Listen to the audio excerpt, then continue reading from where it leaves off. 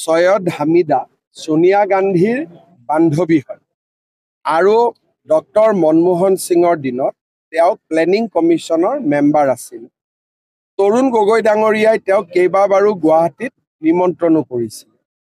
কালি তেখেতে কৈছে যে বাংলাদেশী হলেও মানুহবোৰ আমি ৰাখি থব লাগে।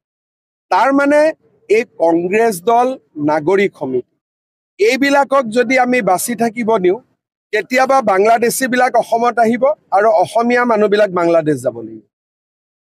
আমাৰ অসমীয়া, বড়ো, আদিবাসী, কোচ ৰাজবংশী আমিবিলাক বাংলাদেশত যাম আৰু তেওঁলোক ইয়াত আহি যাব যদি এই ধৰণৰ কথা অসমত চলি থাকে। আজি অসমৰ কাৰণে খুবেই সংকটময়, সকলোৱে লগ হৈ সংকটৰ মোকাবিলা কৰিব লাগিব আৰু অসমখনক আমি নিৰাপদ কৰিব লাগিব।